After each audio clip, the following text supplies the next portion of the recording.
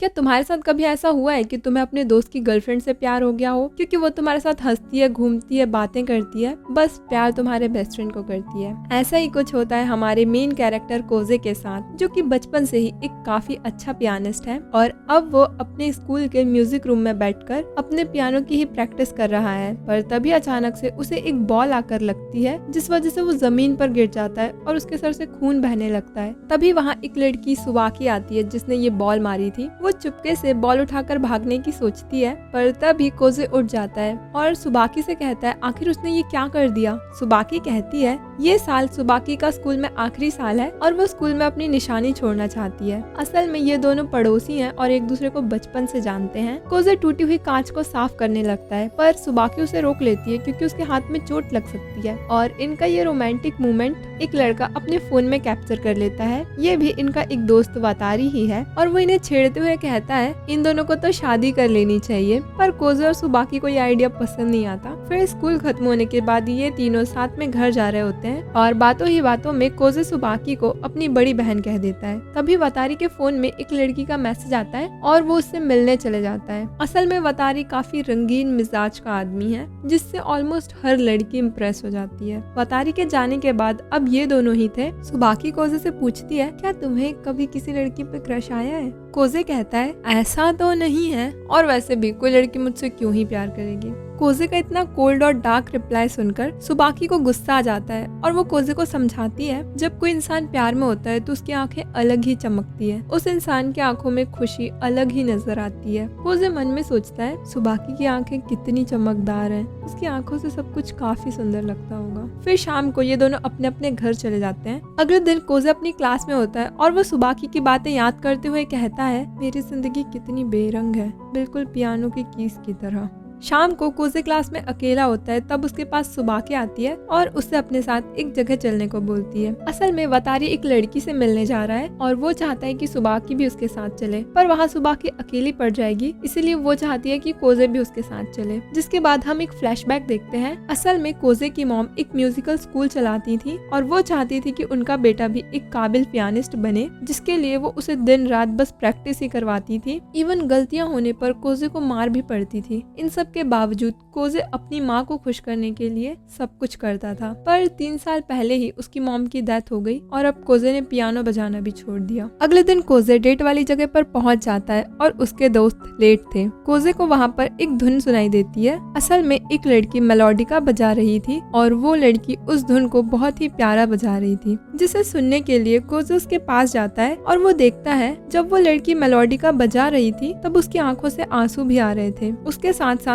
कुछ बच्चे भी अपने अपने इंस्ट्रूमेंट्स लेकर अपनी धुन बनाने लगते हैं। ये मूवमेंट काफी ज्यादा खूबसूरत और कलरफुल था और इसे कैप्चर करने के लिए कोजे अपना फोन निकालता है। इतने में ही वहाँ हवा चलती है और उस लड़की की ड्रेस उड़ जाती है, पर कोजे ने फोटो ले चुका था जिसके लिए उसे काफी ज्यादा पिटाई भी पड़ती है। और ये वही लड़की है जिससे वातारी मिलने आया है। इस लड़की का नाम काओरी है। काओरी कोजे को समझा देती है कि वो वातारी के सामने कुछ भी ना बके, वरना उसके साथ अच्छा नहीं होगा। असल में आज काओरी का टोवा हॉल में परफॉर्मेंस है और ये सभी लोग उसी के लिए आए हैं, पर सुबाकी ने कोजे को इस बारे में नहीं बताया था क्योंकि अगर वो बता देती तो कोजे मना कर देता, क्योंकि इसी हॉल में कोजे ने अपनी पियानो की धुन से बहुत सारे लोगों के दिलों को जीता है। पर अब ये सारी चीजें उसके लिए बस यादें हैं। वहाँ पर मौजूद लोग कोजे को पहचान लेते हैं और उसके बारे में बातें करने लगते हैं, जिससे कोजे को काफी अनकंफर्टेबल फील होता है और वो सुबाकी को चिल्लाने लगता है कि उसने ये सब बताया क्यों नहीं। फिर कुछ लोग परफॉर्म करते हैं जिनकी परफॉर्मेंस कुछ खास नहीं थी और फिर उनके बाद काओरी की बारी आती है।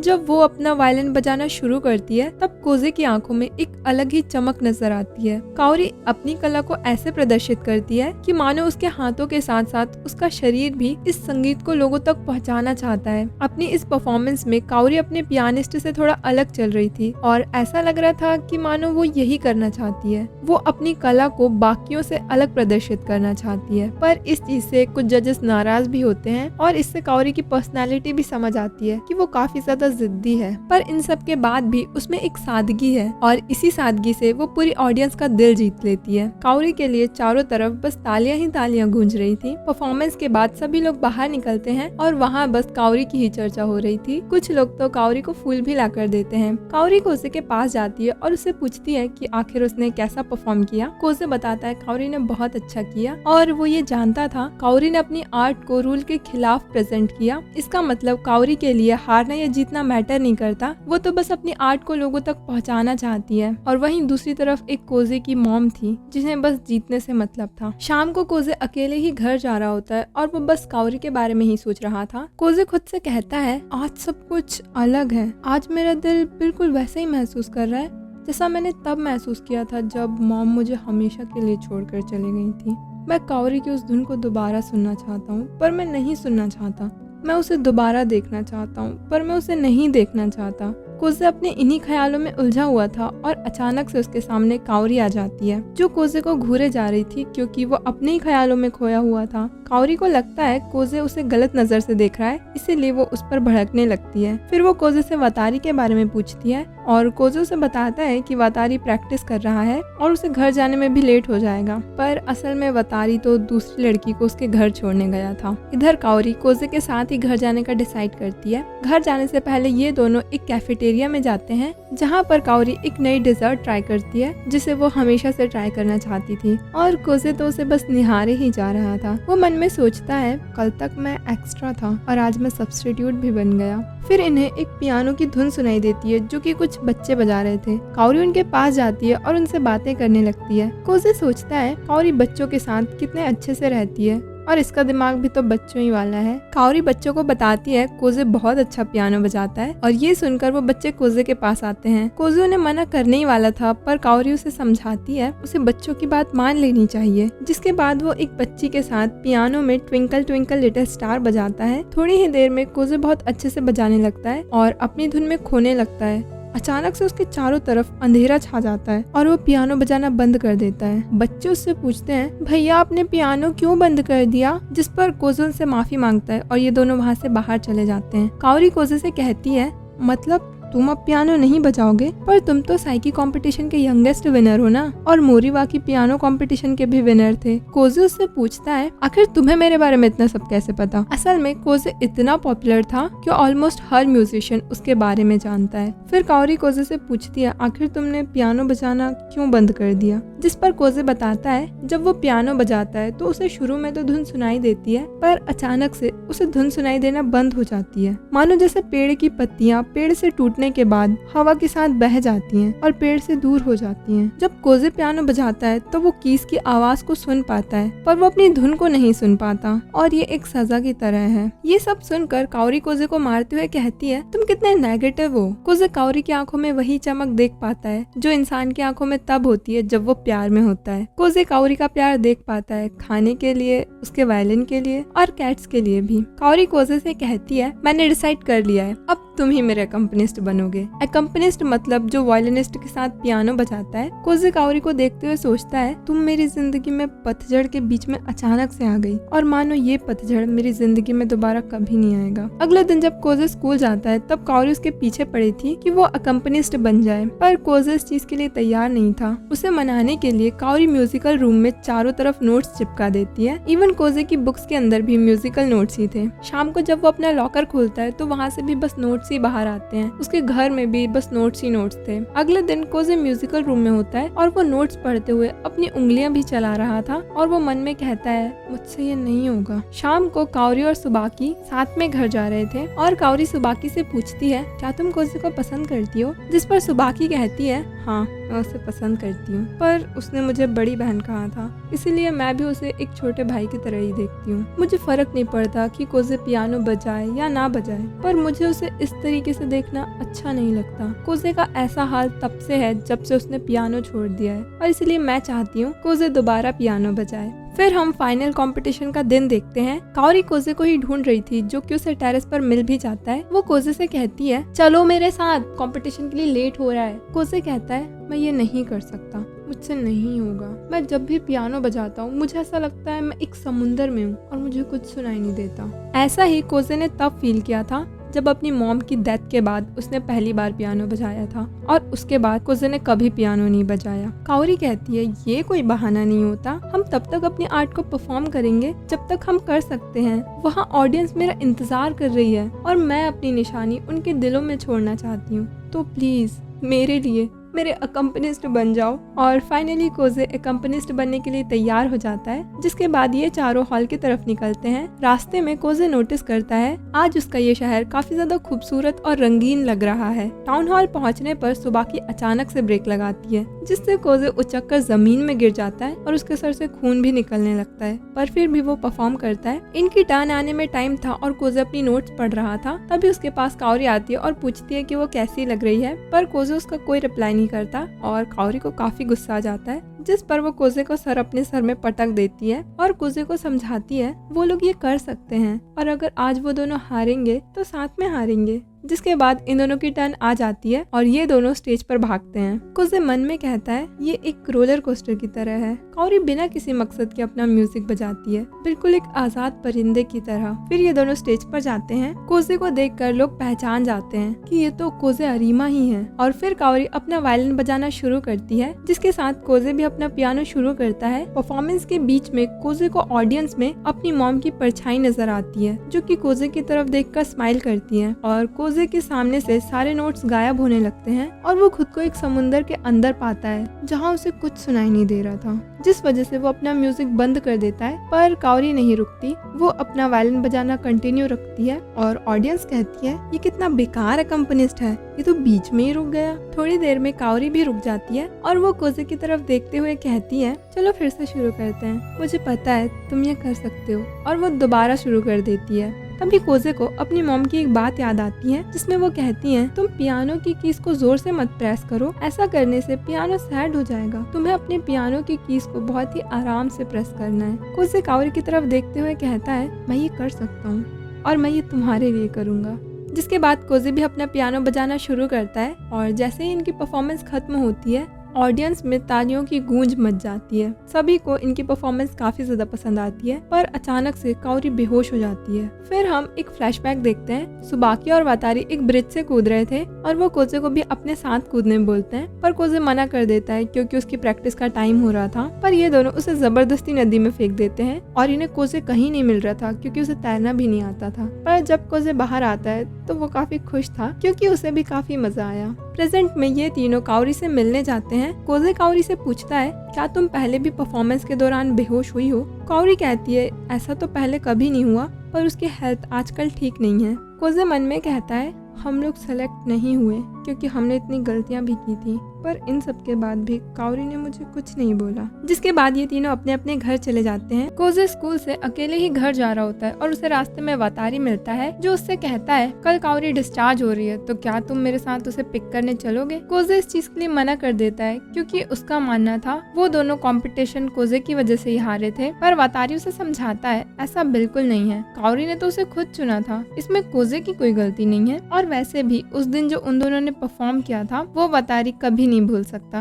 दूसरी तरफ सुबाकी अपनी फ्रेंड काशेवागी के साथ घर जा रही थी, जो सुबाकी से पूछती है आजकल तुम काफी खोई खोई लगती हो, क्या तुम्हारे और कोजे के बीच कुछ हुआ है? सुबाकी कहती है उनके बीच कुछ भी नहीं हुआ। और फिर वहाँ साइतो आता है जो सुबाकी की बेसबॉल टीम का कैप्टन हुआ करता था। जिसके बाद सुबाकी और साइतो साथ में घर जाते हैं और साइतो सुबाकी से अपनी फीलिंग्स कन्फेस कर देता है। सुबाकी पार्क में अकेले बैठी हुई थी और वो सोचती है साइतो तो एक काफी अच्छा लड़का है और स्कूल की सभी लड़कियां उस पर मरती हैं। इवन 2 साल पहले तक साइतो सुबाकी का भी क्रश हुआ करता था, पर आज जब उसने फीलिंग्स कन्फेस कर दिया तो सुबाकी को ये अच्छा नहीं लग रहा। अगले दिन कोजे एक ब्रिज से जा रहा था और उसे वहाँ काओरी दिखती है जो कि उसी का इंतजार कर रही थी। काओरी कहती है मेरा गिफ्ट कहाँ है? पर कोजे ने तो कोई गिफ्ट लाया ही नहीं था और ये जानकर काओरी बच्चों की तरह रोने लगती है। उसे शांत कराने के लिए कोजे कहता है अच्छा ठीक है, तुम जो कहोगी मैं वो करूँगा। और बस काओरी को यहाँ पर मौका मिल जाता है। वो कोजे को पियानो कंपटीशन में पार्टिसिपेट वेट करने के लिए कहती है। कोजे कहता है तुम इसके अलावा कुछ भी मांग सकती हो,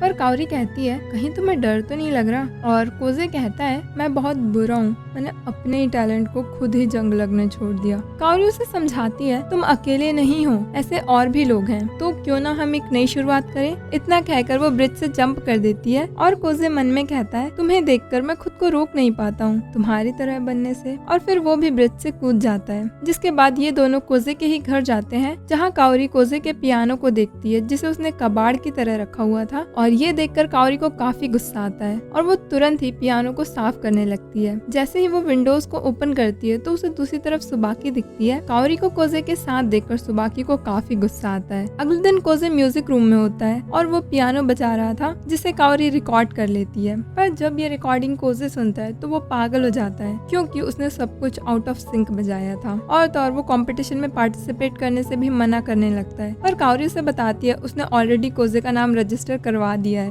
असल में ये कंपटीशन एक नेशनल लेवल कंपटीशन है जिसे जीतने के बाद इंटरनेशनल लेवल तक जाया जा सकता है। काओरी कोजे को बताती है अगर तुम म्यूजिक के नोट सुन नहीं सकते तो तुम उन्हें इमेजिन कर लो। अगले दिन शाम को काओरी और सुबाकी साथ में घर जा रहे थे। सुबाकी काओरी से कहती है मैं चाहती हूँ कोजे पियानो बजाए, पर मैं उसे सफर करते हुए नहीं देखना चाहती। इस पर काओरी उससे कहती है वो अभी तो सफर कर रहा है, पर तुम देखना थोड़े टाइम बाद उसकी ये सफरिंग म्यूजिक में बदल जाएगी। फिर ये दोनों अपने अपने घर निकल जाते हैं, पर काओरी अपने घर ना जाकर कोजे के पास जाती है। इधर सुबाकी को साइतो का कॉल आता है और अब सुबाकी को रियलाइज हो गया था उसके और कोजे के बीच अब काओरी आ चुकी है, इसीलिए वो साइतो को डेट पर चलने के लिए पूछती है। काओरी कोजे से कहती है मुझे पता है कोजे, तुम मेरी वजह से सफर कर रहे हो, मैंने तुम्हें फोर्स किया ना पियानो बजाने के लिए। जिस पर कोजे कहता है उस दिन तुमने सिर्फ मेरे पियानो से धूल नहीं हटाई थी बल्कि मुझ पर लगी धूल को भी हटाया था, और मेरी सफरिंग्स तो उसी दिन खत्म हो गई थी जिस दिन मैंने तुम्हें पहली बार देखा था।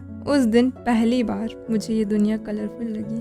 अगले दिन स्कूल में स्पोर्ट्स टूर्नामेंट था और आज सुबाकी का बेसबॉल मैच था। सुबाकी बैटिंग कर रही थी और वो कोजे को देखकर काफी खुश हो जाती है, पर तभी कोजे के पास काओरी आ जाती है और इससे सुबाकी को बहुत बुरा लगता है। उसकी पहली बॉल भी मिस हो जाती है और उसका पूरा मैच खराब हो जाता है, जिसकी वजह से उसकी टीम हार भी जाती है। शाम को सुबाकी कोजे से मिलती है और कोजे उसे अपनी पीठ पर बैठाकर घर ले जा रहा था क्योंकि सुबाकी के पैर में चोट आई थी। फिर हम एक फ्लैशबैक देखते हैं जिसमें सुबाकी कोजे को अपनी पीठ पर बैठाकर घर ले जा रही थी। कोजे कहता है तुमने हमेशा मेरा साथ दिया और मुझे हमेशा खुश रखने की कोशिश करी, तो क्यों ना अब मैं तुम्हें खुश रखूं, और तुम तो मेरे साथ हमेशा से हो। ये सुनकर सुबाकी को समझ आ जाता है कि उसके और कोजे के बीच कोई नहीं आ सकता। अगले दिन टूर्नामेंट में वतारी का फुटबॉल मैच था, पर वतारी भी अपना मैच हार जाता है और वो ऐसे शो करता है जैसे ये कोई बड़ी बात नहीं है। पर जब वो वॉशरूम में अकेला होता है तो वो बहुत रोता है क्योंकि वो इस मैच को जीतकर स्कूल का स्टार बनना चाहता था। दूसरी तरफ कोजे और काओरी एक पार्क में बैठे हुए थे। कोजे काओरी को बताता है बचपन में उसके पास एक ब्लैक कैट हुआ करती थी और एक दिन उसके साथ खेलते वक्त कोजे के हाथ में चोट आ गई थी, जिसे देखकर कोजे की मॉम ने उस कैट को अबेंडन कर दिया था। कोजे बताता है उस दिन के बाद से कोजे अपनी मॉम की परछाई में है।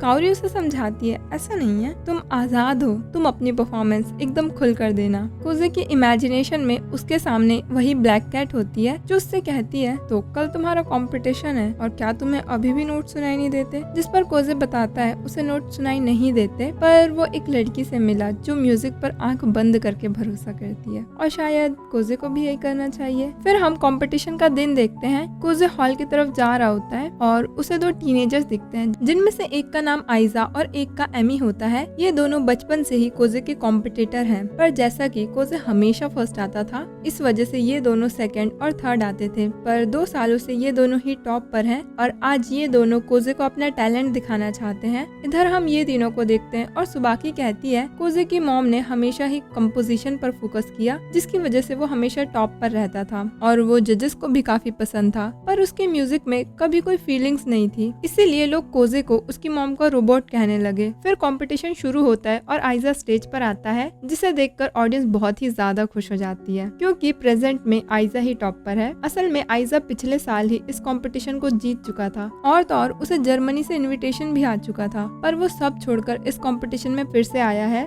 ताकि वो कोजे को हरा सके। आइजा अपना पियानो प्ले करता है, तब उसके पियानो से सारी ऑडियंस बहुत ज्यादा खुश हो जाती है क्योंकि वो कंपोजिशन के साथ साथ म्यूजिक को फील कर पा रहे थे। फिर कंपटीशन खत्म होने के बाद आइजा कोजे के पास जाता है और उससे कहता है, क्या तुमने मेरी परफॉर्मेंस देखी? जिस पर कोजे कहता है, हाँ तुमने बहुत अच्छा किया। और ये सुनकर आइजा सब भूल जाता है और बहुत ही ज्यादा खुश हो जाता है। अब बारी थी एमी की। वो स्टेज पर आती है और हम उसका फ्लैशबैक देखते हैं। वो बचपन में एक बार पियानो कंपटीशन में थी जहाँ उसे काफी बोर हो रहा था, जिस वजह से उसे नींद भी आ रही थी। पर फिर एंट्री होती है कोजे की। कोजे का म्यूजिक एमी के दिल को छू जाता है और वो वहीं पर रोने लगती है। एमी ने तभी से डिसाइड कर लिया था कि वो भी एक पियानिस्ट बनेगी। पर उस दिन के बाद से कोजे एक मशीन की तरह बन गया और वो बस म्यूजिक शीट को फॉलो किया करता था, जिसमें ना ही कोई इमोशंस होते थे ना ही कोई फीलिंग्स। एमी स्टार्ट करती है और उसका म्यूजिक बहुत ही ज्यादा अच्छा था। उसका परफॉर्मेंस देखकर वहाँ की ऑडियंस, जजेस सब शॉक्ड रह जाते हैं। असल में एमी यहाँ अपने म्यूजिक के थ्रू उसी कोजे को बुलाना चाहती थी जिसे उसने पहली बार देखा था। एमी की परफॉर्मेंस से ऑडियंस बहुत ज्यादा खुश थी।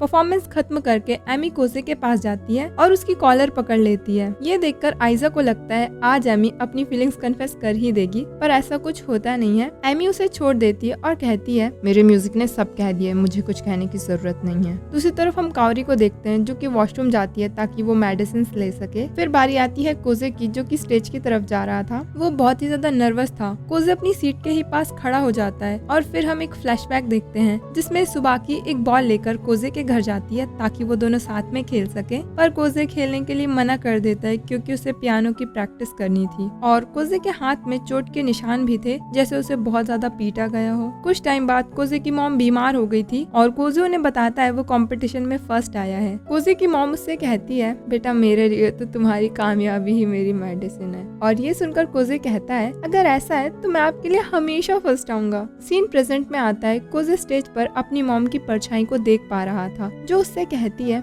आओ कोजे बैठो यहाँ। पर कोजे बहुत डरा हुआ था, पर फिर भी वो हिम्मत करके जाता है और अपना पियानो प्ले करता है। वो शुरू में बचपन की तरह परफेक्शन से बजा रहा था। और फिर हम एक और फ्लैशबैक देखते हैं। अब कोजे की मॉम ठीक हो चुकी थी और वो हॉस्पिटल से डिस्चार्ज होकर कोजे की परफॉर्मेंस देखने जाती है। इसी खुशी में कोजे अपनी फीलिंग्स के साथ पियानो प्ले कर रहा था, पर उसकी मॉम को ये पसंद नहीं आता और वो उसे पीटते हुए कहती है, मैंने तुम्हें अपनी नोट्स को फॉलो करना सिखाया है, ना कि अपनी फीलिंग्स को। बेचारा कोजे अब तंग आ चुका था। वो सारी नोट्स अपनी मॉम के मुंह पर फेंक देता है और कहता है, मैंने हमेशा आपकी बात मानी, इवन तब भी जब मैं अपने दोस्तों के साथ खेलना चाहता था। मैंने सब कुछ किया ताकि मैं आपको खुश रख सकूं, पर आप तो कभी खुश होते ही नहीं हो। अब मुझसे और नहीं होगा, मैं तो चाहता ही हूँ कि आप मर जाओ। और बस इसके बाद ही कोजे की मॉम की डेथ हो जाती है। पर अब कोजे का फाइनल कंपटीशन बाकी था और जब वो अपने फाइनल्स में परफॉर्म करता है तब वो उसी तरीके से प्ले कर रहा था जैसा उसकी मॉम उसे सिखाया करती थी, एकदम परफेक्शन से। ये देखकर ऑडियंस बातें बनाने लगती है, थोड़े टाइम पहले ही तो इसकी मॉम की डेथ हुई है और इसे कंपटीशन की पड़ी है। कोजे परफॉर्मेंस के दौरान उसी जगह पर नजर डालता है जहां उसकी मॉम अक्सर बैठा करती थी और वहां कोजे को पहली बार अपनी मॉम की परछाई नजर आती है। ये देखकर कोजे बहुत ज्यादा डर जाता है और उसे अपने ही नोट सुनाई देना बंद हो जाते हैं। उसकी मॉम उसके पास आकर कहती है, यही तो तुम्हारी सजा है मुझे और मेरे सपनों को ठुकराने की। फिर हम प्रेजेंट में आते हैं। कोजे की मॉम की परछाई कोजे के बाजू में ही थी और कोजे को फिर से नोट सुनाई देना बंद हो जाते हैं। जजेस बात करने लगते हैं कि आखिर कब तक ये इतना गंदा पियानो बजाएगा, पर बेचारा कोजे यहाँ स्ट्रगल कर रहा था। थोड़ी देर में वो हार भी मान लेता है और रुक जाता है, पर फिर उसे वो दिन याद आता है जब उसने और कावरी ने साथ में परफॉर्म किया था। वो उसके और कावरी के साथ बिताए हुए लम्हों को याद करता है और कहता है, मैं ये तुम्हारे लिए करूंगा। वो पियानो बजाना शुरू करता है और अब उसके म्यूजिक में एक बहुत बड़ा चेंज आता है। स्टार्टिंग में वो एक रोबोट की तरह प्ले कर रहा था और फिर बीच में वो एक छोटे बच्चे की तरह प्ले करने लगा था, पर अब वो अपने दिल से फीलिंग्स के साथ प्ले करता है। ऑडियंस तो उसके म्यूजिक में ही खो जाती है और कावरी मन में कोजे से कहती है, वेलकम होम कोजे। कोजे की परफॉर्मेंस खत्म होती है और वो बहुत ही ज्यादा खुश था क्योंकि आज उसने कावरी के लिए बजाया। फिर जब कोजे बाहर जा रहा था तब उसके पास एक लेडी आती है, हिरोको। असल में हिरोको कोजे की मॉम की कॉलेज फ्रेंड है और हिरोको वो पहली इंसान थी जिसने कोजे के टैलेंट को पहचाना था। और अब कोजे के पास उसके फ्रेंड भी आ जाते हैं। हिरोको कोजे से कहती है, तो बताओ इनमें से कौन सी वाली है तुम्हारी गर्लफ्रेंड? देखो ये मत कहना कि ऐसा कुछ नहीं है, मैंने देखा तुम्हारा म्यूजिक चीख चीख के कह रहा था। कि तुम अपने प्यार का इजहार कर रहे थे। हिरोको के जाने के बाद कोजे खुद से कहता है, क्या ये प्यार है? क्योंकि काओरी तो मेरे बेस्ट फ्रेंड को पसंद करती है ना, और उसके लिए तो मैं बस एक दोस्त हूँ। फिर जब रिजल्ट आता है तो उसमें कोजे का नाम नहीं था, क्योंकि वो बीच में ही रुक गया था, जिस वजह से वो डिस्क्वालीफाइड हो गया। आइजा कोजे के पास आता है क्योंकि उसे कोजे से बहुत सारे सवाल करने थे कि कहाँ गया वो कोजे जिसे आइजा अपना आइडल मानता था, अपना कॉम्पिटिटर मानता था। कोजे कहता है, मुझे रिजल्ट की कोई परवाह नहीं है, मुझे बस इतना पता है आज मैंने अपने पूरे दिल से पियानो प्ले किया। कोजे के जाने के बाद एमी आइजा से कहती है शायद उसे अब पियानो प्ले करने की वजह मिल गई है। फिर हम काओरी को देखते हैं जो अपने ही घर में थी और उसे एक लेटर आया हुआ था उसी कंपटीशन की तरफ से जिसे उसने कोजे के साथ परफॉर्म किया था। अगले दिन हिरोको कोजे के घर जाती है और वो देखती है कोजे जमीन पर ही सोया हुआ है और उसके हाथों में चोट के निशान हैं, जिसका मतलब उसने रात भर प्रैक्टिस करी है। कोजे के उठने के बाद हिरोको कोजे से कहती है, मुझे लगा नहीं था कि तुम कभी दोबारा पियानो प्ले करोगे, पर किसने तुम्हें इतना मोटिवेट कर दिया? जिस पर कोजे कहता है, अप्रैल का महीना था और मैं एक पागल लड़की से मिला जो मुझे जबरदस्ती कंपटीशन में लेकर गई और उसने मुझे पियानो प्ले करवाया। वहाँ पर मैंने वो फील किया जो मैंने पहले कभी नहीं किया था और मैंने सोचा क्यों ना मैं भी इस पागल वायलिनिस्ट की तरह एक पागल पियानिस्ट बन जाऊं। हिरोको कहती है, तो ठीक है, आज से मैं तुम्हारी गार्जियन और मैं तुम्हें पियानो सिखाऊंगी। दूसरी तरफ हम देखते हैं काओरी उसी लेटर के बारे में सभी दोस्तों को बता देती है कि उसे गाला इवेंट में परफॉर्म करने के लिए ऑफर मिला है। फिर जब कोजे काओरी के साथ घर जा रहा था, काओरी कोजे से पूछती है, 2 साल बाद तुम्हारा ये पहला कंपटीशन था, तो कैसा लग रहा है कोजे? कोजे कहता है, वहाँ पर मैंने एक चीज रियलाइज की, सभी के दिल में कुछ ना कुछ फीलिंग्स थी। किसी के अंदर दिखावा और जलन थी और किसी के अंदर अकेलापन। जिस पर काओरी पूछती है, तुम्हारे दिल में क्या था, तुम्हारी इंस्पिरेशन क्या थी? जिस पर कोजे हिम्मत करके बोल ही देता है, तुम थी।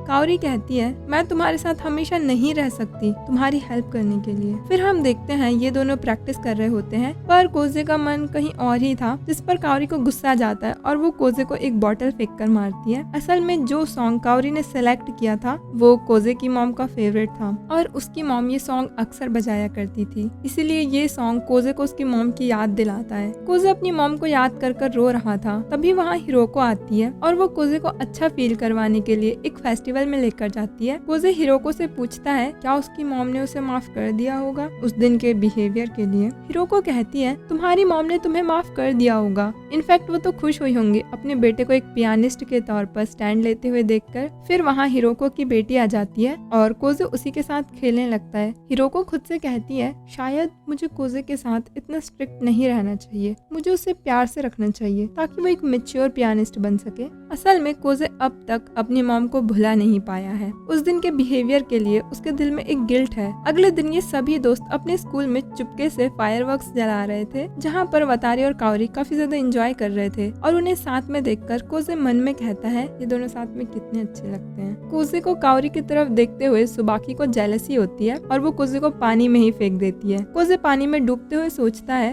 ये बिल्कुल वैसा ही है जब मुझे नोट सुनाई नहीं देते। और फिर उसे हिरोको की बात याद आती है जिसमें वो कहती है, शायद तुम्हारा नोट सुनाई ना देना तुम्हारे लिए श्राप नहीं बल्कि एक वरदान है, ताकि तुम अपने नोट्स को इमेजिन कर सको और अपने अकॉर्डिंग अपने दिल से प्ले कर सको। वतारी कोजे को पूल से बाहर निकाल लेता है, जिसके बाद गाला इवेंट का दिन आ जाता है। कंपटीशन भी शुरू हो चुका था पर अब तक काओरी नहीं आई थी और इस चीज से कोजे काफी ज्यादा पैनिक करने लगता है। हिरोको स्टाफ से बात करती है कि वो काओरी की परफॉर्मेंस लास्ट में करवा दे, पर ऐसा हो नहीं पाता। फिर वहाँ एक बच्चा आता है जिसका नाम माइक है और इसी की परफॉर्मेंस लास्ट में थी। कोजे उससे रिक्वेस्ट करती है कि वो पहले चले जाए ताकि ये लोग काओरी का वेट कर सके। माइक ऐसा करने से मना कर देता है क्योंकि उसका कहना था लास्ट की परफॉर्मेंस सबसे स्पेशल होती है। और काओरी का नाम सुनते ही माइक उसके बारे में बुरा भला बोलने लगता है, मानो जैसे वो उसे हेट करता हो। पर कोजे उससे माफी मांगता है और कहता है, देख लेना आज के इवेंट में हम ही शाइन करेंगे। जिसके बाद कोजे और काओरी की टर्न आ जाती है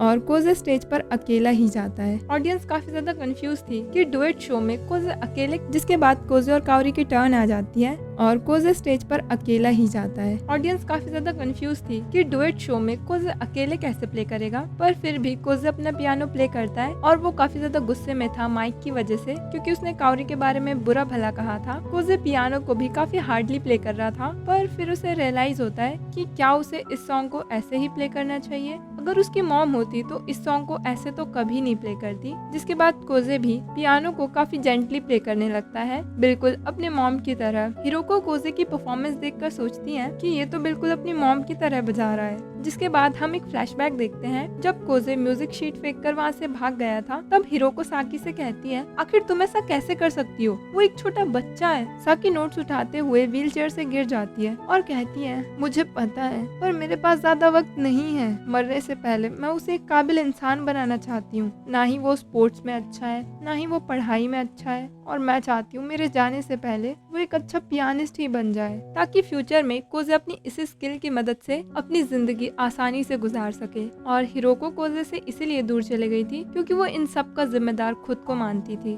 ना ही वो कभी कोजे को पियानिस्ट बनाती और ना ही कभी उसे इतना दर्द झेलना पड़ता। पर जब उसने कोजे का नाम दोबारा देखा तो वो खुद को रोक नहीं पाई कोजे से मिलने के लिए। कोजे बड़े ही प्यार से अपनी माँ को याद करते हुए पियानो प्ले कर रहा था। असल में कोजे जो अपनी मॉम की परछाई देखता है वो उसके मन का ही एक वहम है जो उसने खुद ही बनाया था ताकि वो पियानो से दूर भाग सके। जिसके बाद वो उसी जगह पर देखता है जहाँ उसकी मॉम अक्सर बैठा करती थी, और अब कोजे को वहाँ कोई परछाई नजर नहीं आती। परफॉर्मेंस खत्म होने के बाद कोजे हिरोको से मिलता है। हिरोको कोजे से पूछती है, क्या तुम्हें आज भी वो परछाई दिखी? कोजे बताता है आज उसे कोई परछाई नहीं देखी, पर उसकी मॉम तो उसके अंदर है, उसकी हर आदतों में, उसकी यादों में, इवन उसके पियानो में भी। कोजे रोते हुए हिरोको से पूछता है, क्या उसका म्यूजिक उसकी मॉम तक पहुंचा होगा? हिरोको कोजे को हक करते हुए कहती है, जरूर पहुंचा होगा। कोजे रोते हुए अपनी मॉम से कहता है, थैंक यू मॉम, आपने मुझे पियानो सिखाया। और अब कोजे को उसकी मॉम की परछाई इसलिए दिखाई नहीं दे रही क्योंकि उसने अपनी मॉम को गुड बाय कर दिया है। जिसके बाद माइक की बारी आती है और माइक काफी ज्यादा नर्वस था कोजे की परफॉर्मेंस के बाद, पर फिर वो अपनी माँ की तरफ देखता है और अब वो अपनी माँ के लिए प्ले करता है। इसी के साथ कंपटीशन खत्म होता है। अगले दिन कोजे अपने स्कूल के म्यूजिक रूम में था और वो कावरी को याद करते हुए कहता है, ना मेरे पास तुम्हारा नंबर है, ना ही ईमेल एड्रेस, पता नहीं तुम कल क्यों नहीं आई थी। तभी कोजे के पास भागते हुए सुबाकी आती है और उसे बताती है कावरी कंपटीशन के एक दिन पहले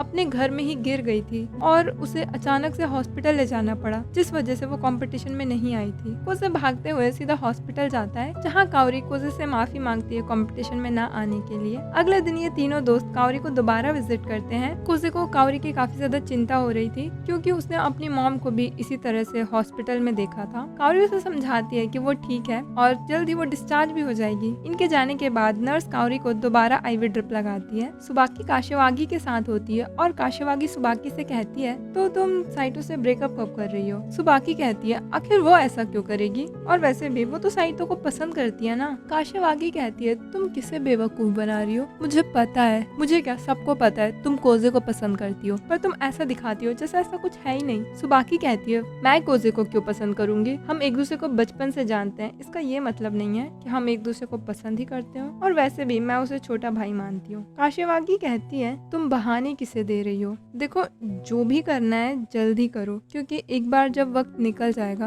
तो तुम्हारे पास पछताने के अलावा और कुछ नहीं बचेगा। असल में सुबाकी कोजे को पसंद तो करती है, पर वो उससे अपनी फीलिंग्स कन्फेस नहीं करना चाहती क्योंकि उसे रिजेक्ट होने का डर है। जिसके बाद ये चारों दोस्त कावरी को विजिट करने जाते हैं जहाँ कावरी और कोजे लड़ने लगते हैं और उन्हें देखकर सुबाकी को जेलसी होती है। अगले दिन सुबाकी काशिवागी से कॉल पर बात करते हुए घर जा रही थी और काशिवागी सुबाकी को समझाती है उसे जल्दी अपनी फीलिंग्स को समझना होगा, वरना इन सब के चक्कर में वो साइतो को भी हर्ट कर सकती है। कॉल कट करने के बाद सुबाकी सोचती है, आखिर वो कौन है जो मुझे पसंद है। तभी सामने से कोजे भागते हुए उसके पास आता है और पूछता है कि क्या सुबाकी ठीक है, क्योंकि उसे काशिवागी ने बताया कि सुबाकी को फूड पॉइजनिंग हो गई है। पर सुबाकी को अच्छा खासा देखकर कोजे को समझ आ जाता है कि उसके साथ प्रैंक हुआ है। जिसके बाद ये दोनों पॉप्सिकल खाते हुए बीच पर चल रहे थे और सुबाकी कोजे के फुटस्टेप को ही फॉलो करते जा रही थी। वो कोजे से कहती है, तुम काफी ज्यादा बदल गए हो, तुम्हारी आंखों में एक चमक सी है और ये चमक और भी ज्यादा बढ़ जाती है जब तुम पियानो प्ले करते हो।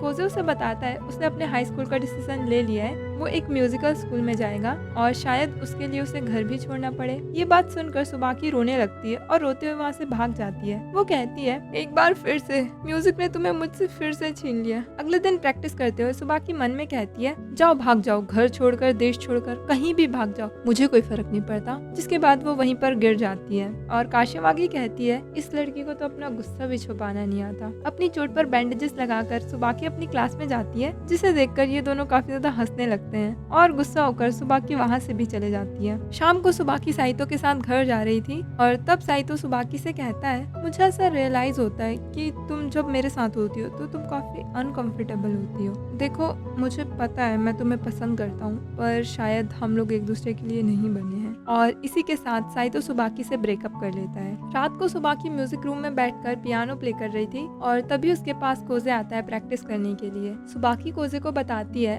आज उसका ब्रेकअप हो गया, पर उसे इस बात का बुरा नहीं लग रहा, बल्कि उसे इस बात का बुरा लग रहा है कि उसने साइतो की फीलिंग्स को हर्ट किया। और तो और वो कोजे पर भी चिल्लाने लगती है क्योंकि जल्द ही वो भी सुबाकी को छोड़कर चला जाएगा। कोजे कहता है अगर तुम चाहती हो तो मैं तुम्हारे लिए रुक जाऊंगा। अगले दिन कोजे काओरी से मिलने हॉस्पिटल तक तो पहुंच जाता है, पर उसकी हिम्मत नहीं होती अंदर जाने की और वो चुपचाप आगे निकल जाता है। पर तभी उसके सर पर एक वाटर बलून आके रखता है जो कि पेड़ पर बैठकर एक लड़की फेंक रही थी, जिसके बाद वो लड़की जमीन पर ही गिर जाती है और बेहोश हो जाती है। कोजे उसे उठाकर अपने घर लाता है और जब उसे होश आता है तो वो देखती है उसके सामने हिरोको खड़ी है। हिरोको को देखकर नागी उनसे रिक्वेस्ट करने लगती है कि वो भी उनकी स्टूडेंट बनना चाहती है, क्योंकि नागी भी एक म्यूजिक स्कूल में है और वो पियानो सीख रही है। हिरोको सबसे पहले नागी को पियानो प्ले करके दिखाने कहती है, जिस पर नागी काफी अच्छा प्ले कर रही थी और हिरोको उसे अपने स्टूडेंट बना लेती है, पर उसे पियानो सिखाने का काम वो कोजे को दे देती है और नागी कहती है यस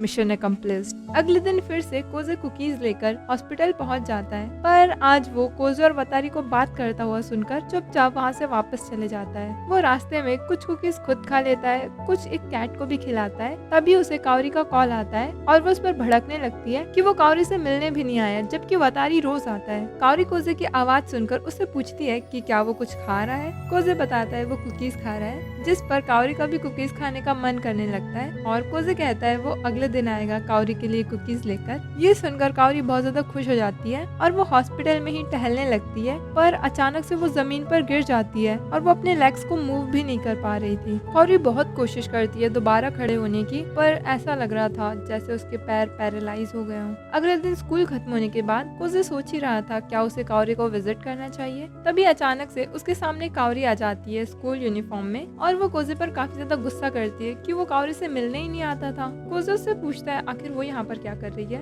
काओरी बताती है आज उसे हॉस्पिटल से एक दिन का डिस्चार्ज मिला है, इसलिए वो स्कूल आ गई और यहाँ पर वो वतारी का वेट कर रही है। और कोजे वतारी को बुलाने जाने लगता है, पर काओरी उसे रोक लेती है और कोजे को जबरदस्ती अपने साथ शॉपिंग पर ले जाती है, जहाँ पर वो काफी ज्यादा परेशान भी हो जाता है। तभी कोजे नोटिस करता है कि काओरी के पास तो उसका स्कूल बैग है ही नहीं और काओरी कहती है कि शायद वो स्कूल में ही भूल गई। जिसके बाद ये दोनों बैग ढूंढने स्कूल जाते हैं, पर वहाँ उन्हें कोई बैग नहीं मिलता और कोजे को पता चलता है कि काओरी तो बैग ही नहीं लाई थी। काओरी कोजे से माफी मांगती है उसे बेवकूफ बनाने के लिए, पर वो तो बस कोजे के साथ टाइम स्पेंड करना चाहती थी। जिसके बाद ये दोनों साइकिल पर बैठकर घर जाने लगते हैं, जिस पर काओरी पीछे बैठी हुई थी और वो मन में कहती है काश ये पल रुक जाता।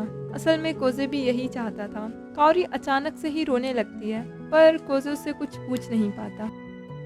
अगले दिन प्रैक्टिस के दौरान नागी और कोजे काफी ज्यादा लड़ झगड़ रहे थे, क्योंकि नागी से गलती होने पर जब कोजे उसे बताता था तो नागी उस पर ही चिढ़ने लगती थी। इवन गुस्से में नागी तो घर छोड़ के ही चले जाती है। कोजे उसे मनाने के लिए स्वीट पोटैटोज लेकर जाता है, जिससे नागी का गुस्सा तुरंत ही गायब हो जाता है। असल में ये जगह नागी को बचपन से ही काफी ज्यादा पसंद है, क्योंकि वो यहाँ पर अपने एक स्पेशल इंसान के साथ आया करती थी, जिसे वो अपना हीरो कहती है। नागी के उसी हीरो ने पहले पियानो प्ले करना शुरू किया, पर इस बीच वो एक इंसान से इतना ऑब्सेस हो गया कि वो नागी के बारे में ही भूल गया। इसीलिए नागी भी अब पियानो सीख रही है ताकि वो अपने हीरो को वापस पा सके। जिसके बाद वो कोजे से पूछती है कि क्या उसकी लाइफ में कोई लड़की है। कोजे पहले तो मना करता है, पर नागी के जिद करने पर वो उसे बता देता है वो एक लड़की को पसंद करता है, पर उस लड़की को कोजे का बेस्ट फ्रेंड पसंद है। उस लड़की ने ही कोजे की बेरंग दुनिया में रंग भरे हैं, पर ये तो एक वन साइडेड लव है। अगले दिन ये चारों दोस्त काओरी को फिर से विजिट करने जाते हैं, जहाँ काओरी कोजे पर काफी गुस्सा कर रही थी क्योंकि वो उससे मिलने ही नहीं आता है। इसी दौरान काशिवागी सभी को बताती है कोजे एक लड़की को पियानो सिखा रहा है। ये बात इन लोगों में से किसी को भी नहीं पता थी, इसलिए सभी लोग काफी ज्यादा हैरान हो जाते हैं। और इससे पहले कि कोजे कुछ कह पाता, ये लोग कोजे के कपड़े में लिपस्टिक का मार्क नोटिस कर लेते हैं और इसके लिए कोजे को काओरी और सुबाकी दोनों से काफी ज्यादा मार भी पड़ती है। काओरी कोजे पर काफी ज्यादा गुस्सा करती है क्योंकि उसे अपना टाइम प्रैक्टिस करने में यूज करना चाहिए, ना कि किसी और को पियानो सिखाने में। कोजे उसे समझाता है कि वो अपनी प्रैक्टिस भी कर रहा है। दूसरी तरफ नागी काफी खुश हो रही थी क्योंकि कोजे के कपड़ों में लिपस्टिक इसी ने लगाई थी ताकि वो अपनी पसंदीदा औरत से मार खा सके। असल में नागी कोजे को बर्बाद करना चाहती है क्योंकि उसका हीरो उसका बड़ा भाई आइजा है, जो कि पियानो सीखने के बाद कोजे से इतना ऑब्सेस्ड हो गया, वो पूरे टाइम बस कोजे को हराने के चक्कर में रहता है और उसे अपने बहन की कोई परवाह ही नहीं है। इसलिए नागी कोजे से नफरत करती है। शाम को कोजे काओरी से मिलने दोबारा जाता है और काओरी उससे माफी मांगती है अपने रूड बिहेवियर के लिए, पर ये सब कोजे को उसकी माँ की याद दिलाती है। कोजे की मॉम भी अक्सर उस पर गुस्सा हो जाया करती थी छोटी छोटी चीज पर और उससे माफी भी मांगती थी, प्यार जताती थी। यहाँ कोजे काओरी में अपनी माँ की झलक देख पाता है। अगले दिन कोजे क्लास में अकेले बैठा हुआ था, तब उसके पास सुबाकी आती है और उससे पूछती है कि क्या वो कल काओरी को विजिट करने चलेगा, जिस पर कोजे साफ इनकार कर देता है। काशिवागी और काओरी अकेले होते हैं और काशिवागी पूछती है क्या तुम्हें बुरा नहीं लगता उन दोनों को साथ में देखकर, जिस पर सुबाकी कहती है वो दोनों तो बस दोस्त हैं और वैसे भी कोजे को कुछ पूछना होगा म्यूजिक से रिलेटेड तो वो सुबाकी के पास तो नहीं आएगा, पर जब उसने विजिट करने से मना किया तब मुझे बहुत अच्छा लगा, पर मैं कब से इतना बुरा सोचने लगी, पर शायद यही प्यार है।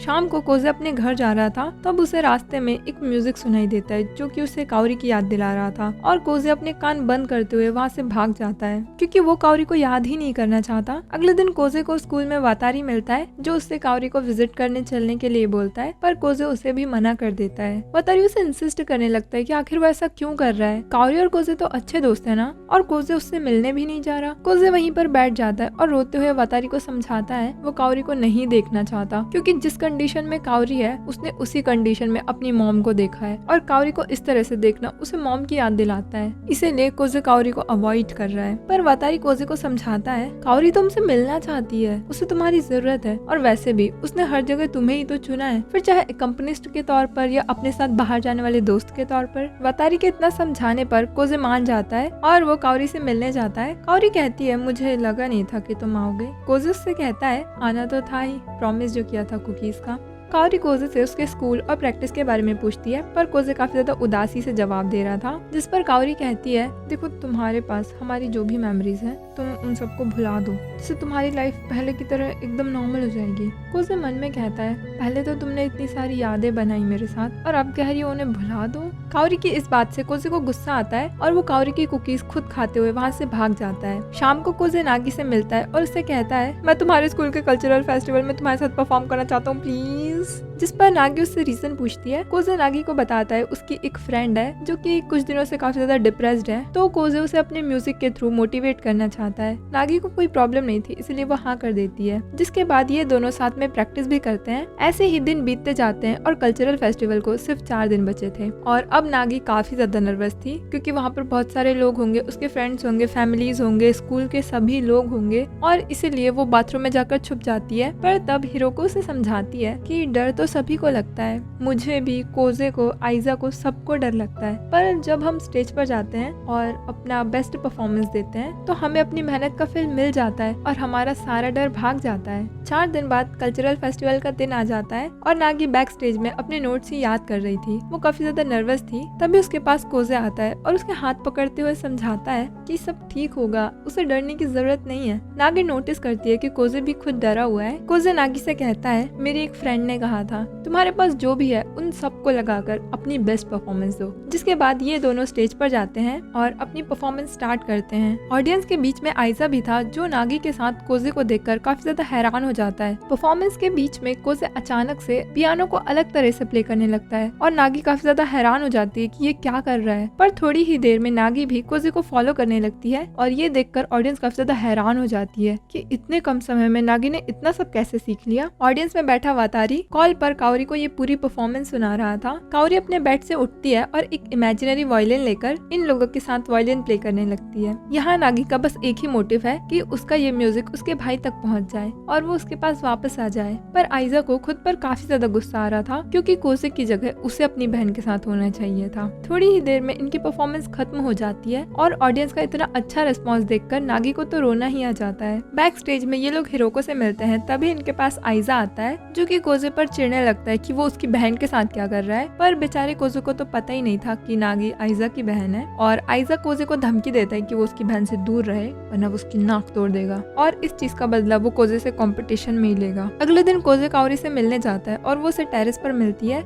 जो कि कुछ बच्चों के साथ मेलोडिका बजा रही थी। बच्चे काओरी से पूछते हैं क्या ये काओरी का बॉयफ्रेंड है। इस पर काओरी कहती है ये उसका बॉयफ्रेंड नहीं बल्कि एक बेवकूफ गधा है। कोजे काओरी से रिक्वेस्ट करता है उसके साथ एक और बार परफॉर्म करने के लिए, पर काओरी कहती है वो तो खड़े भी नहीं हो सकती, वो परफॉर्म कैसे करेगी। कोजे उसे समझाता है कि वो कर सकती है और वैसे भी कोजे तो उसके साथ हमेशा से ही है ना। काओरी कहती है मैंने तो हार भी मान ली थी पर तुम फिर से आ गए मेरे मुरझाए दिल को जगाने। असल में बीमार पड़ने के बाद से काओरी ने तो हार ही मान चुकी थी कि अब वो कुछ नहीं कर सकती और उसने अपनी इस हालत को एक्सेप्ट भी कर लिया था। पर कोजे उसे दोबारा हिम्मत देता है अपने पैरों पर खड़े होने की। कोजे और काओरी कॉल के थ्रू प्रैक्टिस कर रहे थे और यहाँ भी कोजे को बस डांट ही पड़ती है। दूसरी तरफ सुबाकी को टेस्ट में बी मिला था क्योंकि वो काफी ज्यादा मेहनत कर रही है हाई स्कूल में एडमिशन लेने के लिए। असल में सुबाकी ये सब कोजे के लिए ही कर रही है क्योंकि जिस म्यूजिकल स्कूल में कोजे जाना चाहता है उसके पास ही एक हाई स्कूल है और सुबाकी उसी में एडमिशन लेना चाहती है। इसीलिए वो दिन रात इतनी ज्यादा मेहनत कर रही है ताकि वो कोजे के आसपास रह सके। दूसरी तरफ कोजे काओरी से मिलने जाता है पर काओरी उसे उसके रूम में नहीं मिलती, पर बाहर उसे काओरी के पेरेंट्स मिलते हैं जो कि कोजे को दिखाते हैं कि काओरी दोबारा चलने की प्रैक्टिस कर रही है और इन सब की वजह कोजे ही है। काओरी ने सारी होप्स खो दी थी कि वो दोबारा कभी चल पाएगी, उसने पूरे तरीके से हार मान ली थी, पर वो कोजे की वजह से दोबारा खड़े होना चाहती है और इसीलिए वो इतनी ज्यादा कोशिश भी कर रही है। काओरी के पेरेंट्स कोजे का शुक्रिया अदा करते हैं। असल में काओरी तो डॉक्टर से सर्जरी की मांग भी करती है पर डॉक्टर उसे सर्जरी के लिए मना करते हैं क्योंकि इसमें काफी ज्यादा रिस्क है और तो और काओरी के पास ज्यादा वक्त भी नहीं है। पर फिर भी काओरी ये सब कोजे के लिए करना चाहती है ताकि वो कोजे के साथ एक लास्ट बार परफॉर्म कर सके। दूसरी तरफ सुबाकी और काशिवागी लाइब्रेरी में बैठकर पढ़ाई कर रहे थे। सुबाकी बताती है कोजे दिन रात बस प्रैक्टिस ही करते रहता है, पता नहीं उसे इतना भूत क्यों चढ़ा हुआ है। काशिवागी उसे समझाती है जैसे ये लोग पढ़ाई कर रहे हैं वैसे ही कोजे को भी हाई स्कूल जाने के लिए प्रैक्टिस करनी होगी और एक अच्छी पड़ोसी होने के नाते सुबाकी कोजे के लिए कुछ स्नैक्स भी लेकर जा सकती है। सुबाकी ऐसा ही करती है, वो रात को कोजे के लिए स्नैक्स लेकर जाती है पर वो देखती है कोजे तो जमीन पर पड़ा हुआ है। सुबाकी को लगता है कहीं ये मरवर तो नहीं गया, जिसके बाद वो उसे उठाती है और देखती है कोजे के बाल बहुत अजीब लग रहे हैं, इसीलिए वो उसे चेयर पर बैठाकर उसका हेयर कट करती है और अपने मन में कहती है यही तो है मेरे जिंदगी के हसीन पल। जिसके बाद हम कंपटीशन का दिन देखते हैं। बैक स्टेज पर एमी और कोजे एग सैंडविच खा रहे थे पर आइजा का पेट कुछ खराब था। कोजे उसे भी सैंडविच ऑफर करता है जिसे खाकर आइजा का पेट एकदम ठीक हो जाता है। ये तीनों आपस में काफी सारी बातें भी करते हैं और इन तीनों को इस तरह से देखकर स्टाफ को भी यकीन नहीं होता कि ये लोग आपस में कॉम्पिटिटर्स हैं। जिसके बाद आइजा की बारी आती है। आइजा हमेशा की तरह बहुत अच्छी परफॉर्मेंस देता है और ऑडियंस में बैठी नागी कहती है फाइनली मेरा हीरो वापस आ गया। अपनी परफॉर्मेंस खत्म करके आइजा बैक स्टेज पर जाता है जहाँ एमी और कोजे उसे काफी ज्यादा परेशान कर रहे थे उसकी गलतियाँ गिनाकर। आइजा कोजे से मन में कहता है मुझे लगा नहीं था मैं ये कर पाऊंगा, थैंक यू मेरे हीरो। ऐसे ही ये कंपटीशन खत्म होता है और ये तीनों ही फाइनल्स में पहुंच चुके थे। ऐसे ही वक्त बीतते जाता है और सर्दियां आ जाती हैं। सुबाकी ने एग्जाम में इस बार भी काफी अच्छा परफॉर्म किया था और वो अपने मार्क्स दिखाने कोजे के पास जाती है पर उसे कोजे मिलता ही नहीं है क्योंकि कोजे तो हॉस्पिटल के बाहर खड़ा था। वो सोचता है कि उसे अंदर जाना चाहिए या नहीं, तभी वहाँ वतारी आता है जिसे देखकर कोजे वापस जाने लगता है पर वतारी कोजे को जबरदस्ती अपने साथ लेकर जाता है। जाते ही वतारी काओरी से बातें करने लगता है और इन दोनों की इतनी अच्छी बॉन्ड देखकर कोजे मन में कहता है काओरी तो वतारी को लाइक करती है और मैं वतारी नहीं हूँ। इसके बाद अगले दिन कोजे सुबाकी के साथ काओरी को विजिट करने जाता है पर जैसे ही उसे वतारी दिखता है वो सुबाकी को जाने से मना कर देता है, ये बहाना मारकर कि जल्दी बारिश शुरू हो जाएगी। ये लोग वापस जा ही रहे होते हैं तभी अचानक से बहुत तेज बारिश आ जाती है और ये दोनों एक शॉप में रुक जाते हैं। सुबाकी कहती है तुम वतारी को देखकर वापस आ गए ना। कोजे कहता है ऐसा नहीं है, जिस पर सुबाकी कहती है देखो मुझे पता है तुम काओरी को पसंद करते हो पर काओरी तुम्हें नहीं वतारी को पसंद करती है। कोजे एक्सेप्ट कर लेता है और कहता है कि वो सब जानता है, जिस पर सुबाकी कहती है तुम्हारे पास मुझे लाइक करने के अलावा और कोई ऑप्शन नहीं है। कोजे को समझ नहीं आता कि सुबाकी ये कैसी बातें कर रही है और तभी सुबाकी को भी काफी एम्बेरसमेंट होती है, इसीलिए वो कोजे के पैर में मारती है और वहाँ से भाग जाती है। रास्ते में वो कहती है मैंने तो अपना कदम बढ़ा दिया, अब शायद कोजे को मेरी फीलिंग्स समझ आए। अगले दिन सुबाकी को कोजे स्कूल में मिलता है, जिसे देखकर वो दोबारा एम्बेरस होकर वहाँ से भाग जाती है और बेसबॉल खेलते वक्त वो सभी बॉल्स म्यूजिक रूम की तरफ ही हिट कर रही थी ताकि एक बॉल कोजे के सर में हिट करे और उसे थोड़ी अकल आए। शाम को कोजे हिरोको के घर में होता है और वो पियानो की प्रैक्टिस कर रहा था, पर उसका ध्यान सुबाकी की बातों में था कि आखिर उसने ऐसी बातें क्यों कही थी। हिरोको ये चीज नोटिस कर रही थी और कोजे को समझाती है उसे अपने प्रैक्टिस पर ध्यान देना चाहिए, क्योंकि इसी चीज से कोजे का फ्यूचर डिसाइड होगा। शाम को घर जाते वक्त कोजे को काओरी का कॉल आता है, जो उसे हॉस्पिटल आने से मना करती है क्योंकि अब फाइनल्स भी आने वाले हैं, तो कोजे को अपनी प्रैक्टिस पर ध्यान देना चाहिए। रोज विजिट करने से उसका काफी टाइम वेस्ट होगा। कोजे सोचता है हॉस्पिटल के बहाने से ही वो काओरी से मिल लिया करता था, पर अब वो काओरी को कैसे देखेगा। तभी कोजे को दोबारा काओरी का कॉल आता है और वो कोजे को आसमान में एक एरोप्लेन देखने के लिए बोलती है। कोजे कहता है तुमने इतनी सी चीज के लिए मुझे कॉल किया, हाँ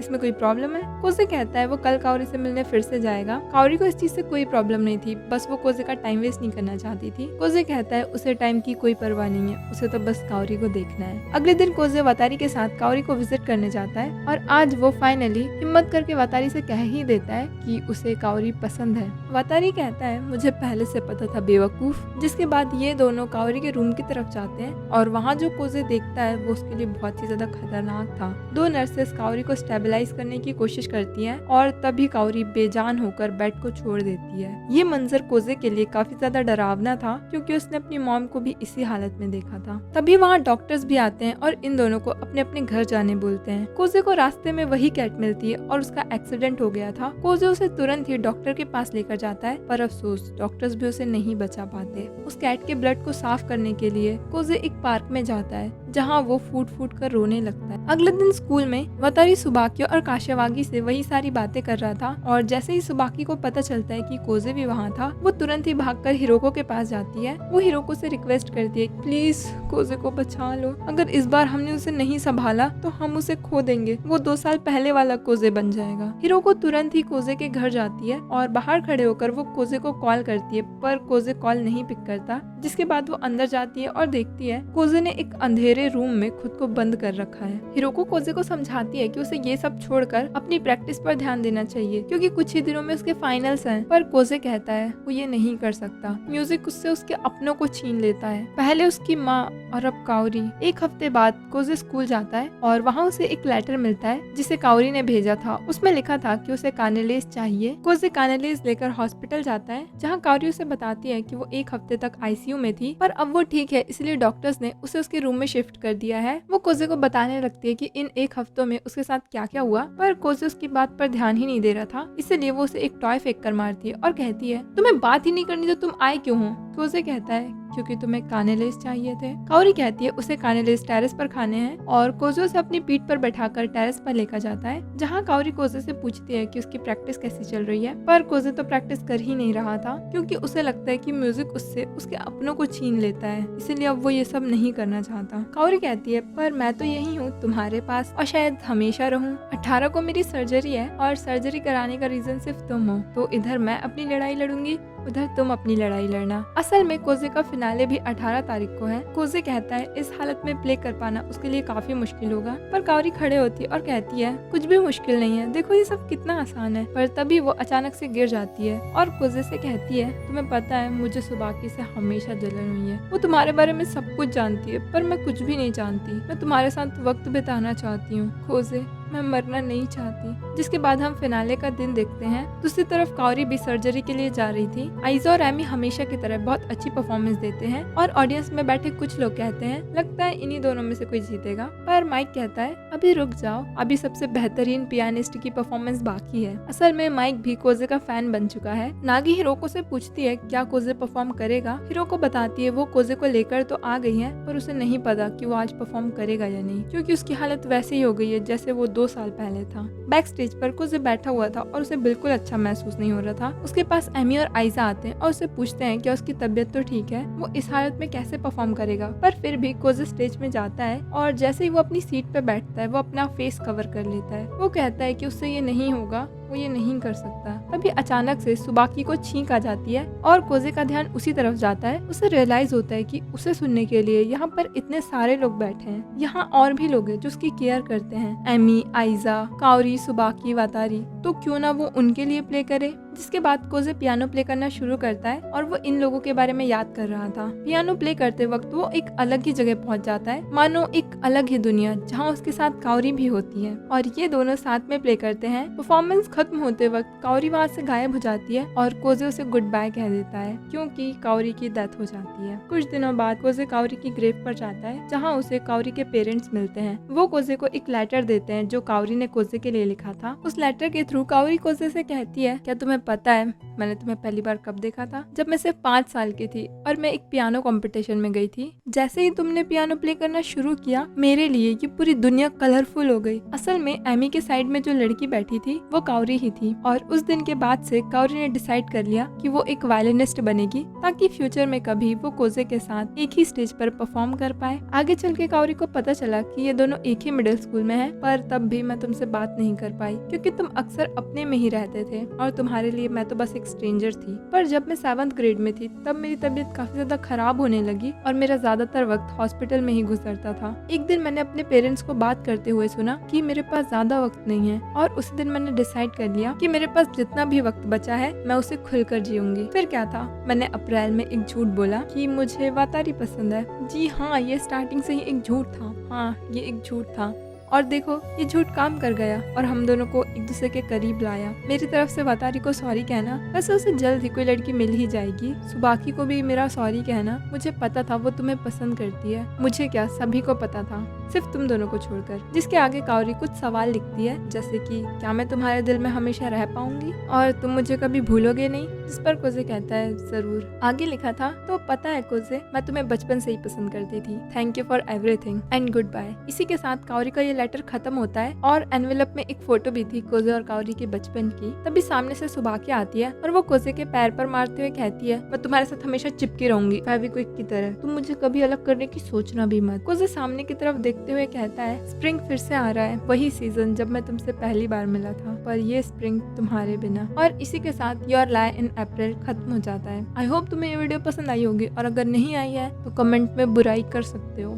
जाने से पहले सब्सक्राइब भी कर दो और अगर तुम्हारे पास फ्री टाइम है तो प्लीज याली वीडियो भी देख लो। Bye bye, tata, sayonara.